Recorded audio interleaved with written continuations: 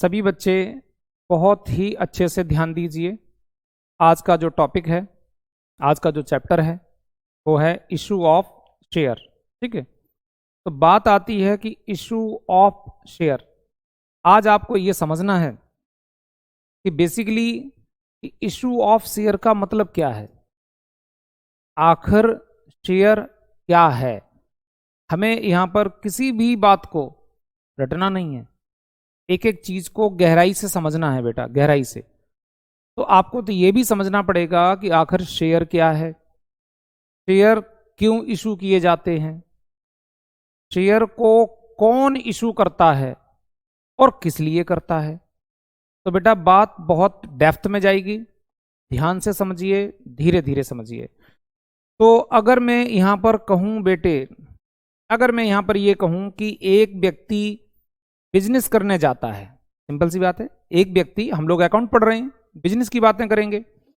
तो यहां पर मैं ये एज्यूम कर लेता हूं बेटा कि सपोज करिए ये एक पर्सन है, ये एक पर्सन है जिनका नाम है मिस्टर राम। ठीक है, तो बेटा ये राम जी जो हैं ये एक बिजनेस करने जा रहे हैं। तो ध्यान से देखना, इन्होंने एक बिजनेस करने का मन बनाया। बेटा ये एक बिजनेस करेंगे, ठीक है, तो राम जी बिजनेस करेंगे, आपके जानने वाले हैं। हम पढ़ाने जा रहे हैं बेटा इशू ऑफ शेयर। धीरे धीरे धीरे धीरे मैं शेयर पे पहुंचूंगा, बहुत गहराई से एक एक बात को समझिए। तो मिस्टर राम आपके जानने वाले हैं, ये इन्होंने एक बिजनेस स्टार्ट किया। सपोज करिए बेटा इन्होंने मार्केट में एक फर्नीचर हाउस स्टार्ट किया, बहुत बड़ा फर्नीचर हाउस। किसी बड़ी कंपनी में जाते हैं, वहां से एक एक हजार चेयर खरीद के लाते हैं और उस चेयर को ला करके अपने बिजनेस में रखते हैं, अपने गोडाउन में रखते हैं और 100 रुपीज 200 रुपीज उसको और महंगा करके आम लोगों को बेचते हैं, बिजनेस कर रहे हैं। तो बेटा सिंपल सी बात है, बिजनेस करने के लिए पैसा चाहिए। उस पैसे को नाम दिया गया बेटा अकाउंट की भाषा में कैपिटल। क्या नाम दिया गया? कैपिटल नाम दिया गया कि एक बिजनेसमैन अपने बिजनेस में क्या लगाएगा? कैपिटल लगाएगा। अब सवाल उठता है मेरे बच्चे, कैपिटल कहां से आएगी, पैसा कहां से आएगा, पैसा कहां से आएगा? तो एकदम मत बोल देना सर पैसे अरेंज करने के लिए शेयर इशू कर दीजिए। अरे बेटा ऐसे थोड़ी यार हवा में शेयर इशू हो जाएंगे। शेयर इशू करना इतनी छोटी बात नहीं है। तो अगर मैंने पूछा कि मिस्टर राम एक बिजनेस कर रहे हैं, बिजनेस करने जा रहे हैं, तो सीधी सी बात है बेटा इन्हें उसके लिए पैसे चाहिए। पैसे का मतलब कैपिटल, वो कैपिटल कहां से आएगी? तो आप सबसे पहले मुझसे ये पूछ सकते हो कि सर मुझे ये बताओ कि राम जो बिजनेस स्टार्ट करने जा रहे हैं, तो यहां पर राम का नेचर क्या है, राम का नेचर क्या है? तो ध्यान से देखना बेटे, बिजनेस में वैसे तो छोटे बड़े बड़े प्रकार के नेचर होते हैं, बट मैं यहां पर स्पेशली बेटा 2-3 प्रकार के नेचर की बात करूंगा जिससे कि मेरा पर्पज पूरा हो जाए, मैं अपने बच्चों को, अपने स्टूडेंट्स को अपनी बात अच्छे से समझा ले जाऊं। ठीक है, तो मैं यहां 3 चीजों की बात करूंगा बेटा। बात यहां पर मैं पहली बात करूंगा, मिस्टर राम सपोज करिए बिजनेस स्टार्ट करने जा रहे हैं और एक अकेले व्यक्ति हैं, अकेले व्यक्ति हैं। जाहिर सी बात है बेटा, अभी धीरे धीरे आगे बढ़ो कि एक व्यक्ति ने अपना एक इंडिविजुअल बिजनेस स्टार्ट किया। तो मिस्टर राम यहां पर क्या हैं, इनका बिजनेस क्या है? Proprietor, proprietorship. मिस्टर राम का जो बिजनेस है वो प्रोप्राइटरशिप का बिजनेस है, यानी कि अपने बिजनेस का, अपने फर्नीचर हाउस का मिस्टर राम एक अकेला मालिक है, अकेला मालिक है। तो सिंपल सी बात है बेटा, जब मिस्टर राम एक अकेला मालिक है तो ये कैपिटल कहां से अरेंज करेगा, पैसा कहां से अरेंज करेगा? या तो सेल्फ, भाई अपनी जिंदगी में कुछ पैसे कमा के रखे होंगे, पहले कोई और काम धंधा करते होंगे, कहीं जॉब करते होंगे, अपने गांव से खेती बाड़ी का पैसा आएगा, अपने पापा जी से लेंगे। तो सिंपल सी बात है यार, एक प्रोप्राइटरशिप बिजनेस कहां से पैसे अरेंज करेगा, कहां से कैपिटल अरेंज करेगा? अपने खुद के द्वारा, सेल्फ के द्वारा। या बेटा सिंपल सी बात है, अपने फ्रेंड, ठीक है, अपने फ्रेंड्स के थ्रू आप पैसा उधार लोगे, या मेरे बेटे अपने रिलेटिव से पैसा, अपने रिलेटिव से पैसा उधार लोगे, या फिर मेरे बेटे आप जो है किसी बैंक से लोन लोगे, किसी बैंक से लोन लोगे। तो अपने आप से पैसे अरेंज कर सकते हो, अपने फ्रेंड से पैसे अरेंज कर सकते हो, अपने रिलेटिव से पैसे अरेंज कर सकते हो, बैंक से लोन ले सकते हो। लेकिन यहां पर अगर बात आती है कि शेयर इशू कर दो, ठीक है, शेयर इशू कर दीजिए, तो मैं कहूंगा कि ये ऐसा व्यक्ति शेयर इशू नहीं कर सकता। अगर आपने कहा सर जी ये तो बताओ शेयर होते क्या हैं, बेटा बताऊंगा शेयर, ठीक है बताऊंगा, अभी बस इतना सुन लो। एक बिजनेस जब बिल्कुल इनिशियल स्टेज पे स्टार्ट होता है, तो मान के चलते हैं कि चलो एक व्यक्ति ने बिजनेस स्टार्ट किया, बहुत छोटे लेवल से काम चालू किया, इंडिविजुअल बिजनेस स्टार्ट किया, तो वो प्रोप्राइटरशिप का बिजनेस कहलाया। और एक प्रोप्राइटर, ठीक है, खुद से पैसा लगाएगा, फ्रेंड से पैसा लेकर के लगाएगा, रिश्तेदार से पैसा उधार ले सकता है, बैंक से लोन ले सकता है। इनके पास कैपिटल अरेंज करने का बस यही माध्यम होता है, इसके अलावा और कुछ नहीं होता है। अब चलो मिस्टर राम जी का बिजनेस थोड़ा ठीक ठाक चल निकला, अच्छे खासे पैसे कमा लिए। अब मिस्टर राम जी के पास में एक श्याम जी आए, तो श्याम जी ने कहा कि हम भी चेयर के बिजनेस में, फर्नीचर के बिजनेस में आना चाहते हैं, और हम चाहते हैं कि हम दोनों मिलकर के पार्टनरशिप के रूप में बिजनेस करें, पार्टनरशिप के रूप में बिजनेस करें। तो सिंपल सी बात है, जब प्रोप्राइटरशिप का बिजनेस थोड़ा अच्छा चला, तो बेटा फिर ये आफ्टर सम टाइम अगर हम चाहें तो हम इसको तब्दील कर सकते हैं, चेंज कर सकते हैं। किसमें? इसको बेटा, ये तो देखो, ये तो रहा आपका प्रोप्राइटरशिप का बिजनेस, और ये रहा बेटे पार्टनरशिप का, ठीक है, ये रहा पार्टनरशिप। पार्टनरशिप, तो जब प्रोप्राइटरशिप से थोड़ा ऊपर उठेंगे, तो बेटा फिर हमने 2-3 लोगों के साथ मिलकर के एक पार्टनरशिप फर्म क्रिएट कर ली, एलएलपी बना ली। 12th क्लास में भी आपने पढ़ा है बेटा। तो सिंपल सी बात है, अगर मैं इनकी बात करूं कि ऐसे लोग अपनी कैपिटल कहां से अरेंज करेंगे, तो सिंपल सी बात है, पार्टनरशिप फर्म में पैसा कौन लगाएगा? पार्टनर लगाएंगे, ठीक है, पार्टनर लगाएंगे। या बेटा सिंपल सी बात है, पार्टनर, ठीक है, बैंक से लोन ले सकते हैं, बैंक से लोन ले सकते हैं। और अगर हमारी फर्म का कोई पार्टनर ही बहुत ज्यादा पैसे वाला है, तो वो भी हमारी फर्म को लोन दे सकता है। लेकिन अगर बात की जाए शेयर की, कि एक फर्म शेयर इशू कर दे, ये नहीं हो सकता है। एक फर्म शेयर इशू कर दे, ये नहीं हो सकता। इसके बाद मेरे बेटे अब पता चला कि बिजनेस थोड़ा और अच्छा चल निकला राम जी का, पार्टनरशिप फर्म बहुत जबरदस्त आगे बढ़ती जा रही है, सक्सेस मिलती जा रही है।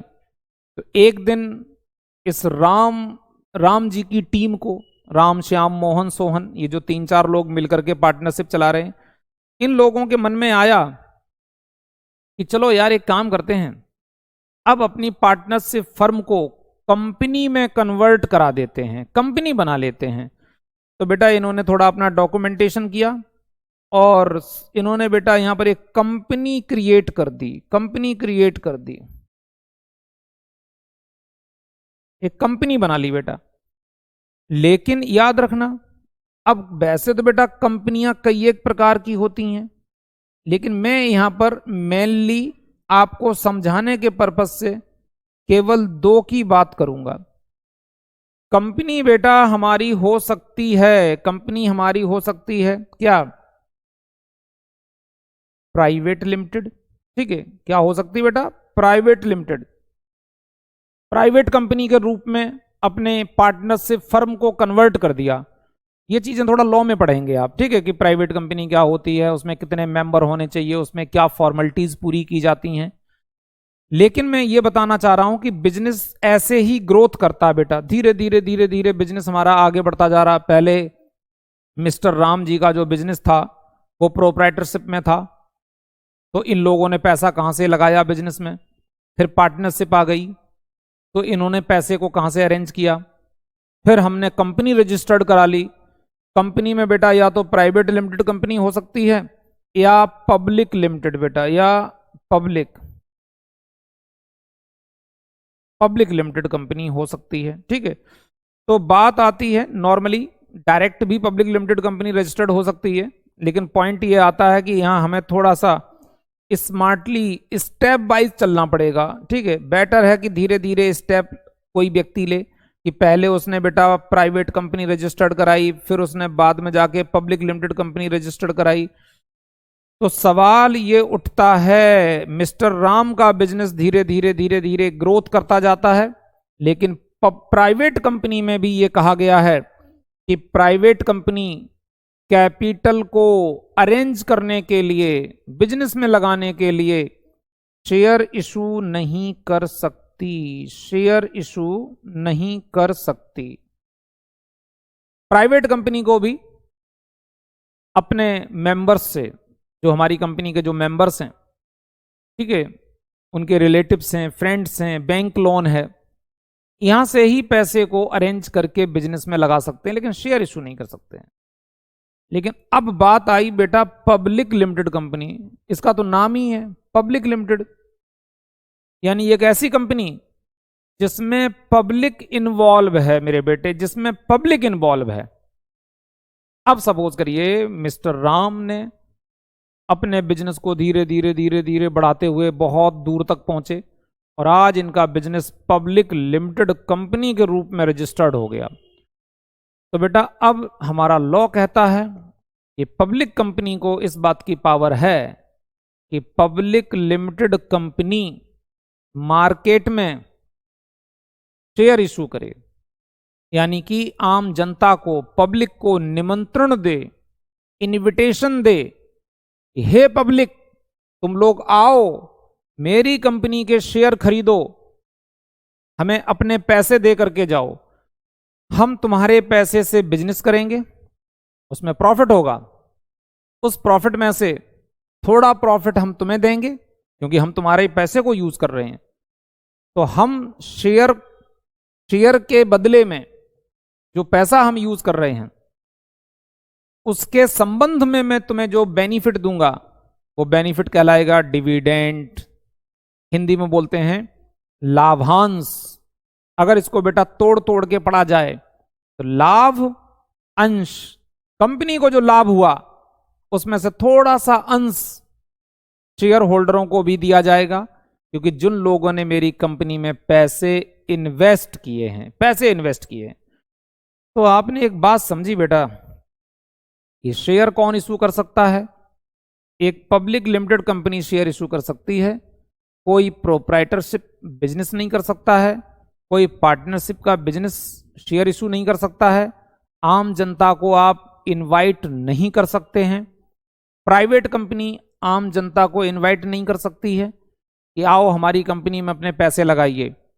लेकिन अगर पब्लिक कंपनी के रूप में आप रजिस्टर्ड हैं तो एक पब्लिक कंपनी जिसकी आइडेंटिटी ही बिल्कुल सेपरेट होती है बेटा, जो पढ़ा होगा, मैं भी पढ़ाऊंगा आपको, अकाउंट में भी लिखा रहता है, ठीक है, थोड़ा बेसिक टाइप का लॉ यहां पर भी लिखा रहता है, क्योंकि इस अकाउंट का नाम ही है कॉरपोरेट अकाउंट बेटा, कॉरपोरेट अकाउंट।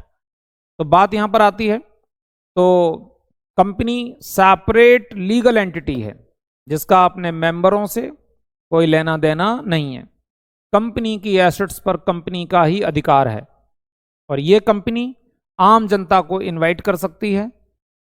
अब इनवाइट करने के लिए सिंपल सी बात है, पब्लिक लिमिटेड कंपनी मार्केट में यानी कि प्रोस्पेक्टस निकालेगी बेटा। क्या निकालेगी? प्रोस्पेक्टस। तो सिंपल सी बात है, जैसे बेटा आप जाते हो यूनिवर्सिटी में जाकर के एडमिशन लेते हो, एडमिशन लेने से पहले वहां से उनका प्रोस्पेक्टस लेकर के आते हो।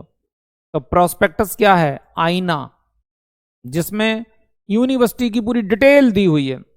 यूनिवर्सिटी कब से चल रही है, हमारे यहाँ क्या क्या कोर्सेस हैं, आपके एग्जाम कब होंगे, आपसे कितनी फीस ली जाएगी, पूरी डिटेल गिवन होती है। तो ठीक इसी प्रकार से हमारी कंपनी, चलो एग्जाम्पल चेंज कर देते हैं, सपोज करिए रिलायंस कंपनी एक बहुत बड़ा प्रोजेक्ट लगाने जा रही है।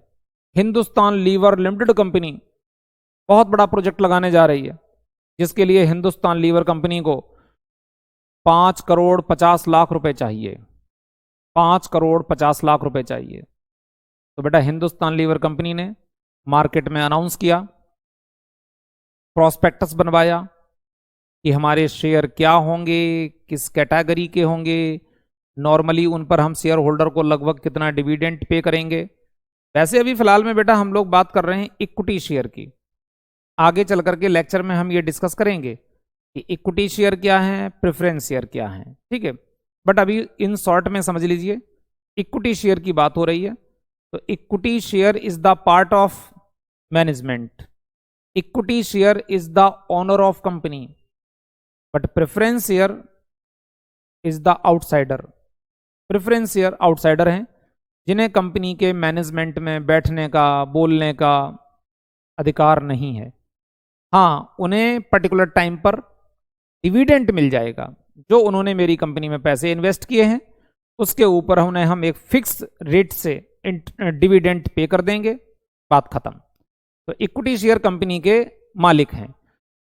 तो बात यहां पर यह आई कि एक पब्लिक लिमिटेड कंपनी पब्लिक को इनवाइट कर सकती है कि आप हमारी कंपनी में आकर के शेयर परचेज करिए, अपना पैसा हमारे यहां लगाइए, जिस पैसे से हम बिजनेस करेंगे। तो अब एक छोटी सी बात और आई बेटा, बड़ी बेहतरीन सी बात आई। सवाल ये उठता है कि सर जी शेयर क्या है, ठीक है, शेयर क्या है। तो अब अगर मैं ये बात करूं मेरे बच्चे कि शेयर क्या है, तो सिंपल सी बात है, शेयर एक टुकड़ा है, एक पीस है। आपने कहा सर जी एक टुकड़ा है, एक पीस है, अरे किस चीज का टुकड़ा? मैंने कहा बेटा कैपिटल का, कैपिटल का टुकड़ा। आपने कहा सर बात समझ में नहीं आ रही है। तो मैंने कहा सुनो ध्यान से। जैसे कई बार होता है बच्चे, सपोज करिए आप अपने घर पे बैठे हुए हैं, या सपोज करिए कहीं घूमने फिरने निकले, बाहर से आपने रोड साइड से कहीं से भी आपने एक समोसा लिया, किसी रेस्टोरेंट के सामने खड़े हैं, लाओ भैया जरा एक समोसा देना, यहाँ खड़े होकर के खाएंगे। और एक समोसा लेकर के जैसे ही खाने का मन बनाया, तब तक पता चला रोड पे चलते हुए आपके दो दोस्त और आ गए, दो फ्रेंड और आ गए। आपने उनको देखा, आपने उन्हें बुलाया, अरे अरे आइए आइए, आप बिल्कुल मौके से आए, लीजिए आप भी थोड़ा खाइए। अब दोस्तों ने देखा कि यार एक तो समोसा है, एक आप हैं, दो वो लोग हैं, ये तो तीन लोग हो गए, अब तीन लोग कैसे खाएंगे? तो दोस्तों ने आपको बोला अरे नहीं नहीं कोई बात नहीं यार आप खाओ, ठीक है आप खाइए। आपने फिर बोला अरे नहीं ऐसी बात थोड़ी है, अरे एक पीस है तो क्या हुआ, हम लोग शेयर करेंगे। बेटा आप लोग ऐसे शब्द बोलते हो या नहीं बोलते हो?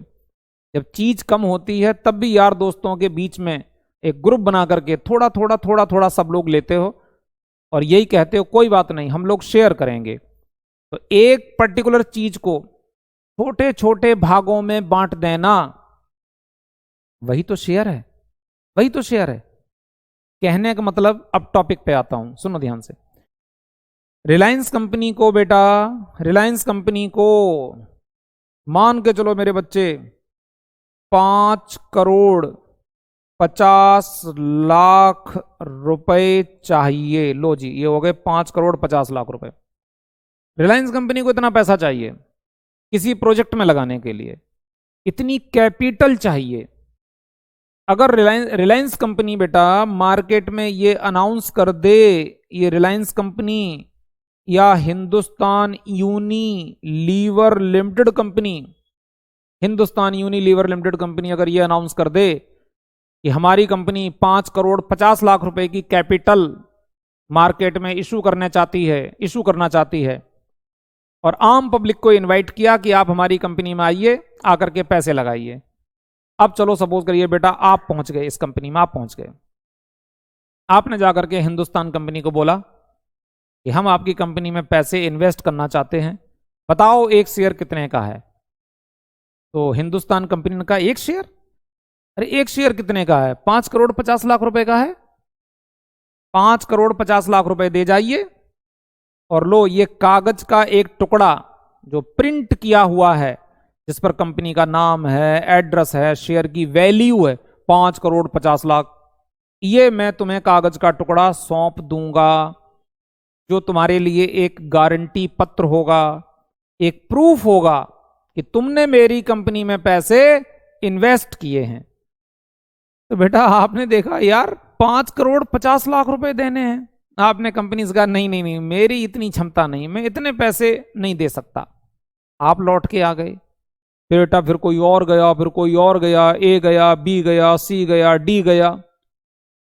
कंपनी सबको यही बोलती है 5 करोड़ 50 लाख रुपए दे दो और शेयर ले जाओ। कोई नहीं परचेज कर पाएगा क्योंकि किसी की क्षमता नहीं है इतना पैसा लगाने की।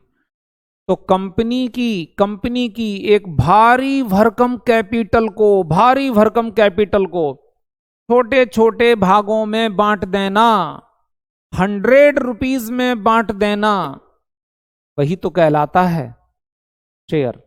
तो कंपनी ने देखा कि 5 करोड़ 50 लाख रुपए तो कोई नहीं दे पाएगा, तो कंपनी ने कर दिया बेटा डिवाइड बाई 100, एक शेयर का टुकड़ा 100 रुपए का। तो अब पता चला बेटा इधर ये कितना बैठ गया, अब ये बैठ गया बेटा यहां से हम, ठीक है, तो ये 5, तो बेटा अब ये आ गया 5,50,000 शेयर बन गई, ये 5,50,000 शेयर बन गए। एक शेयर कितने का, 100 रुपए का। अगर बेटा आपको 10,000 रुपए इन्वेस्ट करने हैं तो सीधा कंपनी में गए, एक फॉर्म फिल किया और जाकर के आपने उसमें अपनी एक क्वांटिटी डाली कि मुझे 100 रुपए वाले 1,000 शेयर दे दो, क्योंकि मैं आपकी कंपनी में 1,00,000 रुपए इन्वेस्ट करना चाहता हूं। तो आपने बेटा 100 रुपए वाले 1,000 शेयर ले लिए, किसी ने 100 रुपए वाले 500 शेयर ले लिए। तो इस प्रकार से आम पब्लिक हमारी कंपनी में आकर के पैसे को क्या कर रही है, इन्वेस्ट कर रही है, और 100 रुपीज वाले शेयर पब्लिक लेकर के जा रही है। तो शेयर क्या है, एक गारंटी पत्र है जो कंपनी के द्वारा इन्वेस्टर को दिया जाता है, कंपनी के द्वारा इन्वेस्टर को दिया जाता है, जो इन्वेस्टर के लिए एक प्रूफ रहता है कि इन्वेस्टर ने हिंदुस्तान लीवर कंपनी में इतने पैसे इन्वेस्ट किए हैं। तो आज की डेट में तो बच्चे, अगर आप थोड़ा जानते हो, आज की डेट में तो डीमैट अकाउंट ओपन होता है, सारे शेयर इलेक्ट्रॉनिकली एक अकाउंट में रहते हैं, जैसे बैंक अकाउंट में आपका पैसा रहता है। पैसे जमा कर दिए, बैलेंस बढ़ गया, पैसे निकाले, बैलेंस घट गया, पैसे किसी को ट्रांसफर किए, बैलेंस माइनस हो गया। तो ठीक इसी प्रकार से डीमैट अकाउंट में भी चलता है, शेयर परचेज किए, अकाउंट में ऐड हो गए। कुछ शेयर आपने किसी को बेच दिए, आपके अकाउंट से माइनस हो गए, उसके अकाउंट में चले गए, तो वो बैलेंस बढ़ता घटता रहता है। लेकिन ये वाली चीज अभी बच्चों को पढ़ाई नहीं जाती है, अभी तो बच्चों को सिर्फ ये पढ़ाया जाता है तो पुराना वाला सिस्टम, कि यानी कि जैसे जो शेयर वो होते थे वो प्रिंटेड होते थे, प्रिंटेड, जैसे कभी फ्लाइट की टिकट देखी हो आपने, ऐसे थोड़ी लंबी से साइज में टिकट होती थी, तो ऐसे ही बेटा शेयर होते थे, कागजी कार्रवाई, जिसमें पूरा प्रिंट रहता था कि Hindustan lever company for the value of 100 rupees, company का एड्रेस, ठीक है, और तमाम बातें। तो इस प्रकार से शेयर का एक रूप होता था, ठीक है। तो अब मेरे बच्चे बात यहां तक पहुंची कि एक पब्लिक लिमिटेड कंपनी अपने बिजनेस को बेहतर तरीके से चलाने के लिए, किसी प्रोजेक्ट को लगाने के लिए, बिजनेस को इनहेंस करने के लिए जब जब पब्लिक कंपनी को पैसे की जरूरत पड़ती है तो पब्लिक कंपनी आम जनता को इनवाइट करती है कि आप हमारी कंपनी के शेयर ले जाओ। 100 रुपीज का एक शेयर है, 10 रुपए का एक शेयर है, 1 रुपए का एक शेयर है, डिपेंड करता है बेटा, कुछ भी हो सकता है, ठीक है। और आम जनता आती है, अपनी रिक्वायरमेंट के हिसाब से वो लोग एप्लीकेशन हमें देते हैं और फिर कंपनी उनको एनालाइज करती है कि किसको शेयर देने हैं, किसको शेयर नहीं देने हैं। तो इस प्रकार से वो आगे चल करके भी बताएंगे कि इशू कितने समय तक ओपन रहता है और तब तक कंपनी की डिमांड चलती रहती है पब्लिक के सामने कि आप एप्लीकेशन भेजते रहिए, एप्लीकेशन भेजते रहिए। फिर एक पर्टिकुलर टाइम पर जाकर के हम लोगों के एप्लीकेशन लेना बंद कर देते हैं। फिर एनालाइज करते हैं कि टोटल कितने एप्लीकेशन आए, किसने कितने शेयर की डिमांड की, हमें किसको कितने शेयर देने हैं या शेयर नहीं देने हैं, ठीक है।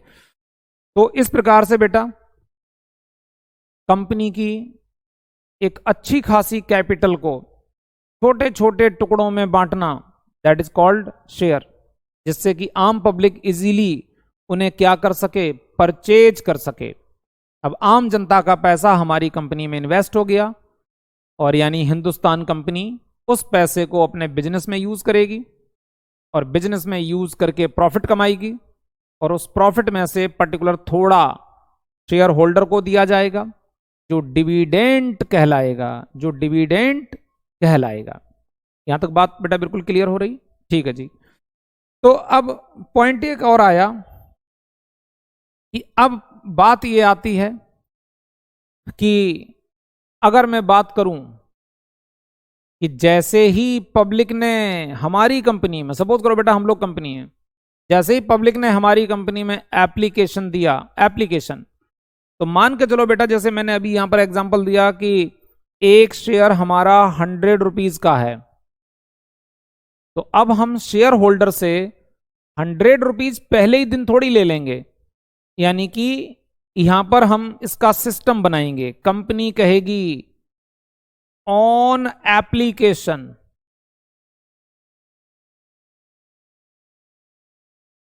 ऑन एप्लीकेशन आप मेरे को ₹10 पर शेयर के हिसाब से पैसे दे दो।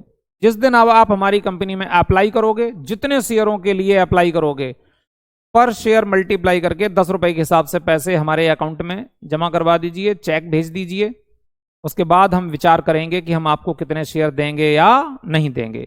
तो एप्लीकेशन पे 10 रुपए, उसके कुछ समय के बाद हमारी कंपनी शेयर होल्डर को शेयर देने का, अलॉट करने का मन बनाएगी, ठीक है, मन बनाएगी कि चलो भैया आप शेयर होल्डर को शेयर इशू कर दिए जाएं। तो on allotment, on allotment, allotment पे सपोज करिए बेटा हमने प्राइस रख दिया कि 20 रुपए।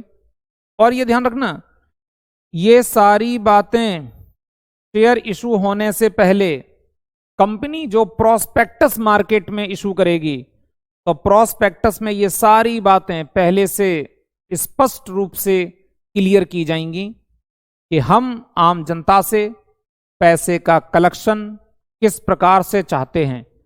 ऐसा नहीं होगा कि आज किसी बंदे ने हमारे शेयर परचेज कर लिए, 10 रुपए 15 रुपए उसके मेरे पास आ गए, अब कल से उस पर कंपनी ने प्रेशर बनाना चालू कर दिया, मुझे बाकी के 90 रुपीज दीजिए, 2 दिन के अंदर दीजिए, मुझे सारा पैसा चाहिए। अरे तो यार ऐसे थोड़ी आप कर सकते हैं। तो प्रोस्पेक्टस में सब कुछ गिवन होगा, लिखा होगा कि एप्लीकेशन मनी कितना होगा, फिर बाद में जब शेयर अलॉट किए जाएंगे शेयर होल्डर को, तो वो अलॉटमेंट किस डेट को होगा और अलॉटमेंट के टाइम पर शेयर के हिसाब से कितना पैसा मांगा जाएगा, 20 रुपया 30 रुपया। तो ये प्रोस्पेक्टस में पहले से ही गिवन होता है, जिससे कि शेयर परचेज करने वाला व्यक्ति प्रोस्पेक्टस को पढ़ करके अपनी कैपेसिटी के बारे में स्टडी कर ले कि मैं इस टाइम पर कंपनी को प्रॉपरली पैसा दे पाऊंगा या नहीं दे पाऊंगा। नहीं दे पाऊंगा, मेरे पास अरेंजमेंट नहीं, व्यवस्था नहीं, तो चलो छोड़ो, शेयर नहीं परचेज करने। तो यानी कि शेयर होल्डर का माइंड सेट होना चाहिए। अलॉटमेंट कब होगा, किस डेट को होगा, और अलॉटमेंट पर शेयर होल्डर को कितने पैसे देने पड़ेंगे। फिर बेटा सपोज करिए on first call, first call पे सपोज करिए बेटा मैंने सेट कर दिया कंपनी ने कि फर्स्ट कॉल अलॉटमेंट के बाद, सपोज करिए 1 महीने 1.5 महीने का कंपनी ने टाइम सेट कर दिया प्रोस्पेक्टस में कि आफ्टर अलॉटमेंट, उसके बाद अगले 1.5 महीने के बाद या 2 महीने के बाद, जैसा भी मामला है, डिपेंड करता है कंपनी कितना टाइम दे रही है, 40 रुपए पर शेयर के हिसाब से हम अपने शेयर होल्डर से मांगेंगे, जिससे कि कंपनी को भी पैसा मिलता रहे, कंपनी का भी काम चलता रहे, और शेयर होल्डर के ऊपर एकदम प्रेशर ना आ जाए पूरा पैसा देने के लिए। शेयर होल्डर से हम उसके पूरे पैसे धीरे धीरे इंस्टॉलमेंट में मंगा लेंगे। इसके बाद मेरे बेटे फिर लिखा है ऑन, ठीक है, यानी कि ऐसे लिखा रहता है सेकंड एंड फाइनल कॉल, ऐसे लिखा रहता है बेटा, ठीक है। बहुत सारे क्वेश्चन में ये लैंग्वेज यूज करते हैं, सेकंड एंड फाइनल कॉल। ये फाइनल कॉल आ गई तो बेटा देखो हमारे पास कितने 70 रुपीज आ चुके हैं, तो फाइनल कॉल पे बेटा मैंने 30 रुपीज सेट कर दिए, लो जी ये 100 रुपीज हो गए। तो कुल मिलाकर के एक पब्लिक लिमिटेड कंपनी अपने बिजनेस के लिए कैपिटल अरेंज करने के लिए आम पब्लिक को इनवाइट कर सकती है कि हमारी कंपनी में आइए, शेयर परचेज करिए, हमारी कैपिटल में कंट्रीब्यूट करिए, कैपिटल में आप आकर के हिस्सेदार बनिए, मालिक बनिए, और मुझे पर शेयर के हिसाब से 100 रुपीज दीजिए। लेकिन वो 100 रुपीज हम धीरे धीरे करके चार्ज करेंगे, सपोज 10 रुपीज या 15 rupees on application, on allotment, on first call and final call, ठीक है।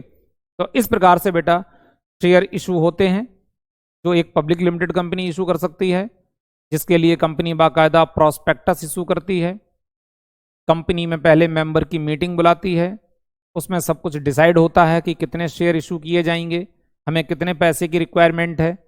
तो ये बड़ी सारी ऐसी बातें हैं बेटा जो आप लॉ में पढ़ेंगे कि प्रोस्पेक्टस कैसे बनता है, प्रोस्पेक्टस में कितने लोग साइन करते हैं, प्रोस्पेक्टस को फिर एनसीएलटी में कहाँ भेजा जाता है, वहां से वो पास होकर के आता है, यानी कि लॉ उसको पहले पूरा स्टडी करके देखता है कि कंपनी ने प्रोस्पेक्टस ऐसा तो नहीं बनाया जिसमें काफी बातें गुमराह करने वाली लिखी गई हैं, आम जनता को लुभाने की कोशिश की जा रही है, उनको चीट करने की कोशिश की जा रही है।